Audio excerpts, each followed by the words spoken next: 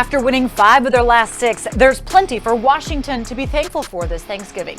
We are cooking up a recipe for success for the Commanders. Plus, the Commanders' defense is surging up the league rankings as of late. One of the reasons has been the play of second-year linebacker Jamin Davis. He joins us in studio.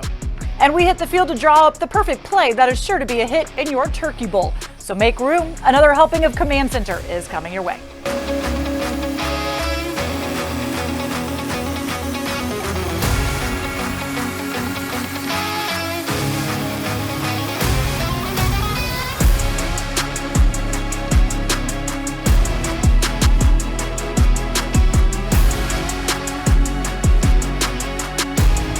And welcome into Command Center. Julie Donaldson, Logan Paulsen, and Fred Smoot with you. And happy Thanksgiving to everybody. If we're talking about what we're thankful for, well, how about, first off, the wins, the winning streak that Washington is on. Hopefully they will continue that against the Atlanta Falcons, but they could be having Chase Young back. As he was announced earlier this week, he will be activated off the physically unable to perform list. Logan, though, good news. Yeah, it is. I mean, it's great news. It's great to kind of have this step in the process taken care of, right? We knew that he was going to be activated soon, so now he's that 21-day window is not a thing anymore. Now it's just about when he's ready to go, when he's feeling up to snuff. And I think, because the defense is playing so well, they can take their time with him, which is good. You just said it. He's a plus, but be patient. The one thing about Thanksgiving meal, grandmama takes time to do that. You can't microwave it. This is not a microwave situation. It takes 4, 5, 6 hours to get this cookie done. Be patient with him. Walk him back. You just said the defense is dominating. Yeah. Walk him back.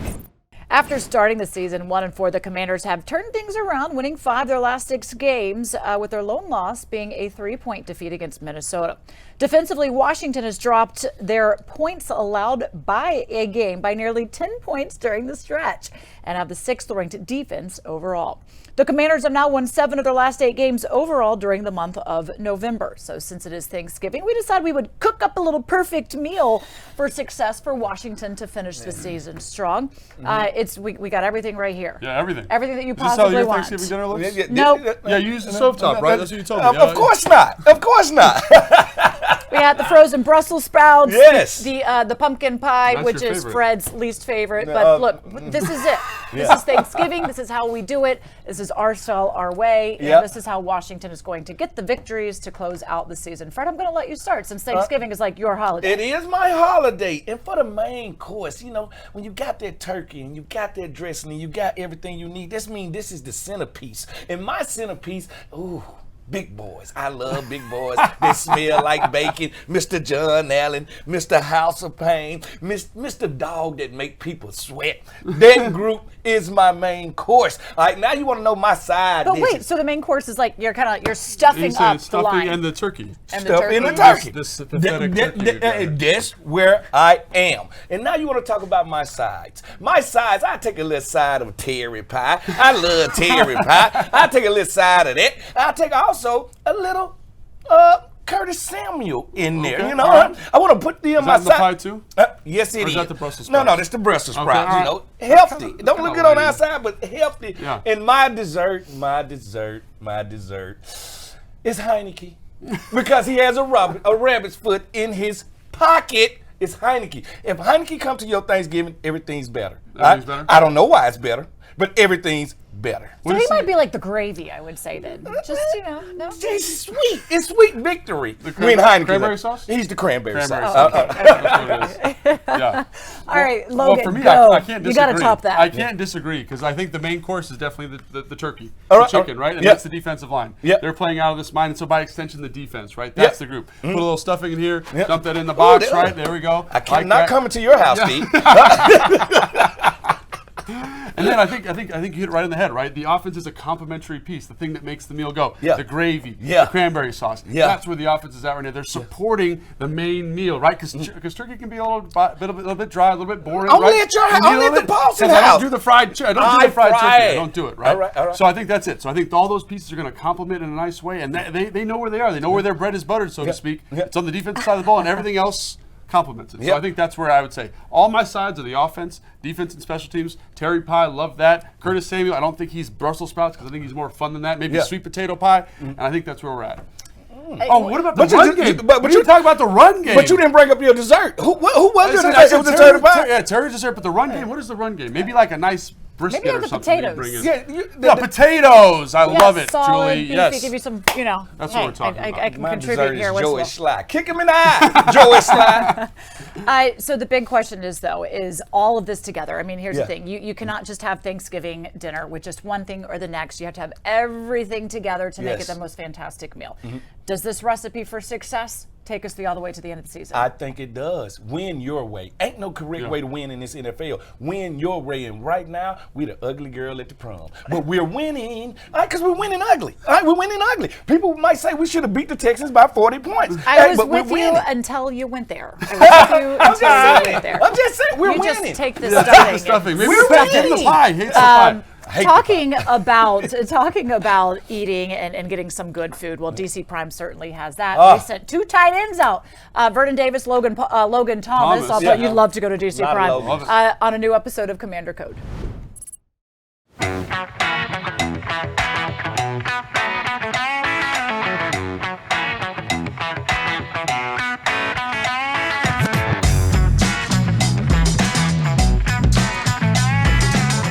I'm gonna take stuffing or dressing, however you want to say it. Stuffing or dressing? Sweet potato yams. Sweet potato yams. Thought I was gonna get that in the second round. Guess not. Green bean casserole. Ooh. Macaroni and cheese. Oh. Corn pudding. Ah. It's a little different. Turkey wings. Like the big one. Yeah. Mashed potatoes and gravy. That's a good one. Appreciate it. Chitlins. I I know you like chitlins. And collard greens. I like Most them people all. don't like chitlins. Little hot sauce. Yep. My grandmother introduced me to it. Cornbread count? Can I take cornbread as the bread for That's it? cornbread. I can't eat all cornbread though. Everybody's cornbread is No, not good. yeah. You know what cornbread I'm talking about. Oh, I forgot one. Potato salad. Yes. It's sweet potato salad. Sweet potato salad. You ever had sweet potato I've salad? not had sweet potato salad. Savory for you, right? Savory? Yeah. No. Grandma make it with a little sweet. Oh, I could eat nothing but sides. I could be a sides guy. I'm not a big fan of turkey, even though I have to eat it.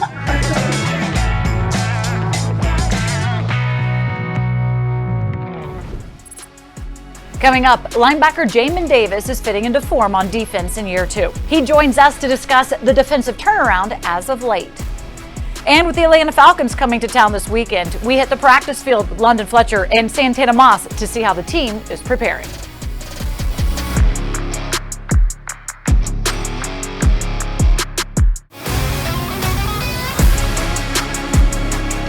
Welcome back to Command Center. As Washington continues the season, it's hard to not notice the play of second-year linebacker Jamin Davis. His 58 combined tackles are good enough for second on the team, and he's already set a career high in sacks with 3. His strong play has caught the attention of his coaches as he was given the green dot on the field as the team's play caller on defense. Jamin Davis, winning streak feels good, doesn't it? Oh, it feels great. How does it change the dynamic in the locker room and just like the way you guys go about your daily business? I mean, I feel like as a team, everybody's just a lot more open now. We just being free and just feel like more of a brotherhood and just it's just a real big family atmosphere right now, and everybody's just trying to keep it rolling. What's the trick? What do you think the key is of like why things turned from 1-4 to winning 5 of the last 6? I mean, same thing I've been saying before. Nobody trying to do anything special, just being themselves, just playing ball, not trying to go out there and be Superman or anything like that. Like, for example, me, I'm not trying to go out there and be anybody other than Jamin Davis. So I feel like that's just the key to everything so far, and we're just going to definitely keep it rolling. But you are now calling the defensive plays. Right. What's it like getting that sticker on your helmet? I mean, it's a good feeling overall, but at the same time, like I said before, I don't try to be anybody that I'm not. I just go out there and just prepare the same way that I've been doing it with Cole, and I guess everything just been working out how I needed it to be. But you've grown. Right. I mean, certainly you've seen that in your game. What do you think, like, is there a moment or a game or something that happened where maybe things just clicked a little differently for you? I mean, nothing too specific. Even coming out of training camp this year, I just knew that this was my time to really just make a big jump as far as just really being myself this year. And I guess just going forward, I just try to play more comfortable, just try to go out there and just trust what the coaches put in front of me, the game plans and whatnot, and just trust my instincts and play ball. That's all it really boils down to. You know how this game goes. If somebody's injured, it's your chance to kind of step up there. And you mentioned Cole kind of really helping you along from training camp and early on in your career. He goes down. What is that conversation to you, especially when they finally do say, okay, we want you calling the plays? Right. I mean, regardless, I've always been the kind of guy where whenever my number's called, I'm going to step up to the challenge and put my best foot forward. So, I mean, even with the situation with Cole, it still hasn't really changed much. He's still in the meeting rooms the same way. He's still sitting giving me the same little pointers he would if he was out there on the field with me. So it really hasn't changed as much. It's just a matter of when he gets back, we're just going to keep playing ball the same way we're doing right now. So then what has been the biggest challenge in that? Probably just trying to be a little bit more vocal and knowing, like, hey, if you out of breath, it's all right. You got to suck it up and just keep playing, man, because you the green dot guy. You just got to be ready to put everybody in their place and just step up and make some plays. What are the guys saying to you on the field? Oh, nothing too specific. I mean, we all just the same thing that we've been when Cole was out there as well. So we're just going to keep playing together and keep playing fast and playing deep. So what would we say from your rookie season to where you are now? What's been the biggest difference for you? Feeling a lot more like myself, I guess. A lot less thinking, just going out there and just trying to play fast and just trying to be myself. I mean, it's no robotic movements or anything like that. I'm just really just being myself and just playing Jamin Davis football. We've been able to see the speed and the athleticism and now the ability to be able to call the plays coming in there. Mm-hmm. What do you want for yourself then? Where's that next step? I mean, honestly, to just keep trusting the process, to continue to believe in myself and just continue to just be Jamin Davis, because at the end of the day, if my back's against the wall, I'm always stand tall and just be Jamin Davis. So, I mean, that's all I can always ask for. Do you notice things different in just the way you guys are like playing for and with each other?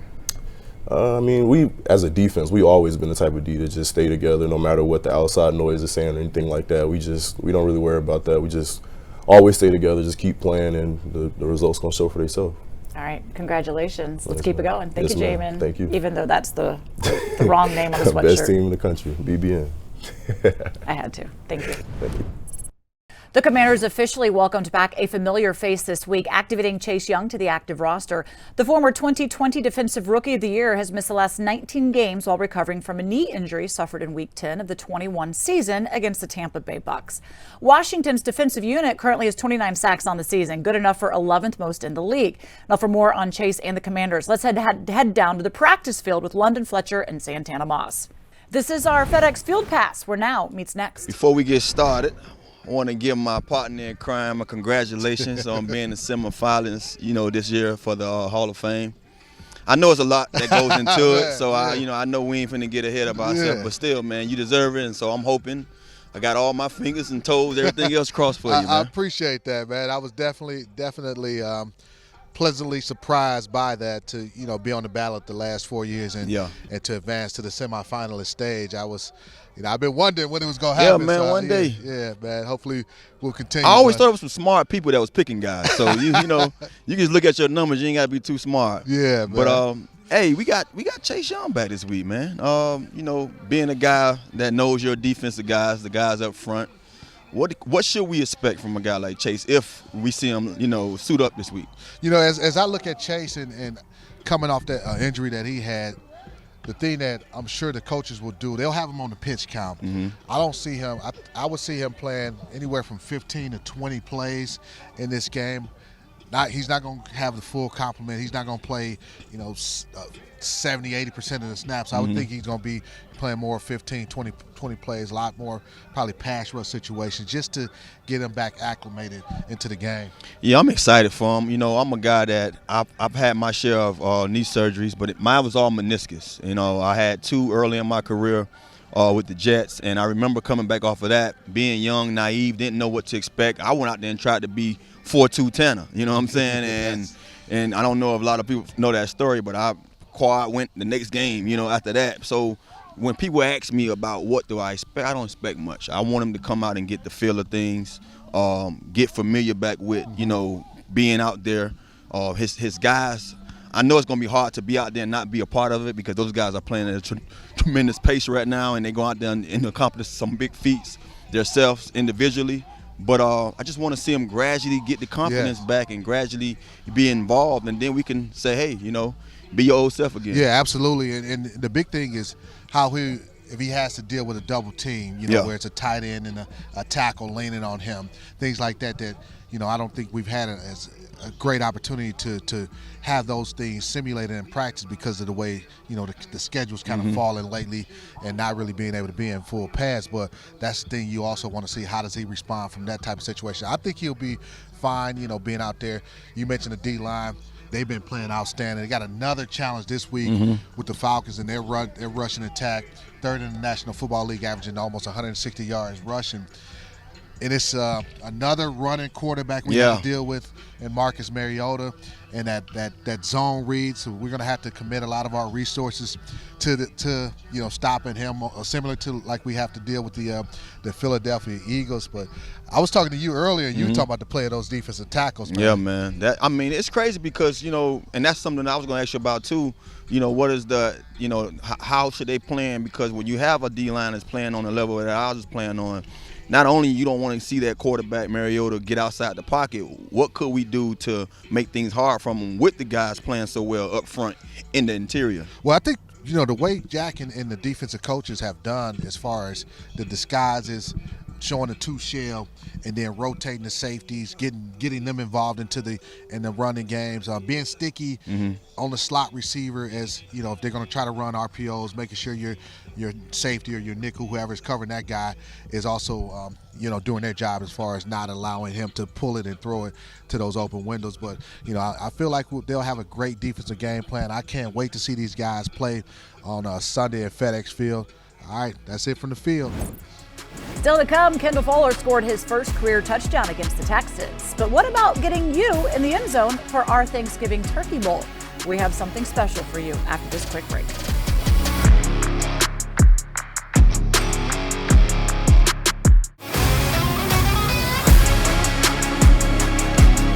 Welcome back to Command Center. This week, the Commanders Charitable Foundation hosted their 20th Harvest Feast. Members from the team and organization handed out special Thanksgiving food baskets to over 2,500 Prince George County's residents.